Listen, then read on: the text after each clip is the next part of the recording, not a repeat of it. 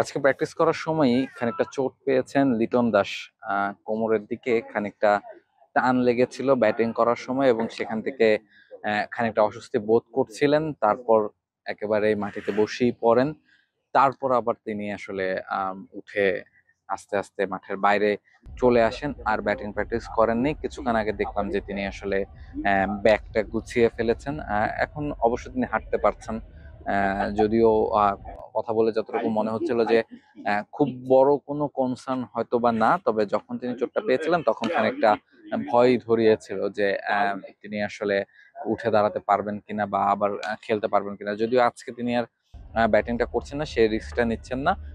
আজকে তিনি টিম হোটেলে চলে যাবেন, রেস্ট নেবেন এবং ইন্ডিয়ার বিপক্ষে ম্যাচটাই সরাসরি খেলবেন। ফলে আহ, যেটা দেখছিলাম যে তিনি আসলে ব্যাগটা গুছিয়েই ফেলেছেন, আজকে আর ব্যাটিং করবেন না বলে।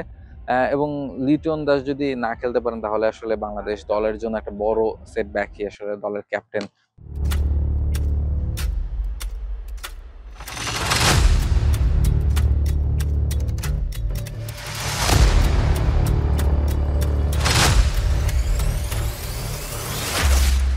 ফলে বাংলাদেশ দলের টিম ম্যানেজমেন্ট তাকে নিয়ে নিশ্চয়ই কোনো রকম রিস্ক নিতে চাইবে না। তাকে সর্বোচ্চ সাপোর্টটা দিয়েই, তাকে বিশ্রামে দিয়েই তাকে খেলানোর চেষ্টা করবে। আর শুধু লিটন দাসের ক্ষেত্রে না, পুরো দলের ক্ষেত্রে কিন্তু একই রকম স্ট্র্যাটেজি বাংলাদেশ দল নিচ্ছে। আপনাদেরকে কিছুক্ষণ আগেও অন্য একটা ভিডিওতে বলছিলাম যে যে ধরনের কন্ডিশনে খেলা হচ্ছে তাতে কিন্তু আসলে ক্রিকেটারদের টানা প্র্যাকটিস করা খুব কঠিন হয়ে যাচ্ছে। ফলে যদি একটু বিশ্রাম দিয়ে প্র্যাকটিস করা যায় সেটাই আসলে ভালো, এবং সে কারণে কিন্তু বাংলাদেশ দল গতকালকেও কোনো অনুশীলন করেনি, রেস্ট নিয়েছে। এবং আজকে বাংলাদেশ দল প্র্যাকটিস করেছে এবং আগামীকাল খুব সম্ভবত তারা আর প্র্যাকটিসটা করবে না, যেহেতু প্রচন্ড হিউমের একটা কন্ডিশন, প্রচন্ড গরম। এই ধরনের কন্ডিশন আসলে এই ধরনের টান বা চোটের সম্ভাবনা অনেক বেশি থাকে, ক্র্যাম্প করতে পারে। ফলে এইগুলো মাথায় রেখে আসলে বাংলাদেশ দল আসলে ক্রিকেটারদের নিয়ে খুব বেশি রিস্ক নেবে না, যেহেতু তারা টানা আসলে ম্যাচের মধ্যে রয়েছে।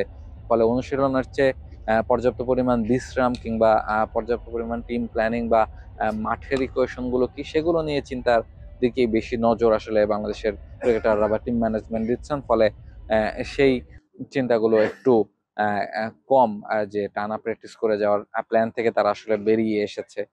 ফলে সেই জায়গাটা থেকে লিটন দাসকে দেখে সবচেয়ে যেটা আপডেট মনে হলো সেটা হচ্ছে তিনি আজকে আর ব্যাটিং না করলেও তার চোটটা খুব একটা গুরুতর নয়, তবে তিনি হয়তো রেস্ট নিয়ে আবার ইন্ডিয়ার বিপক্ষে ম্যাচটাতে মাঠে নামতে পারবেন বলেই আমরা আশাটা করতে পারি। দুবাই থেকে Rahul Roy, Z Sports. For more updates, subscribe to our YouTube channel and click on the bell icon. Follow us on Facebook and Instagram. Download T-Sports app to enjoy exciting games and highlights. Visit tsports.com.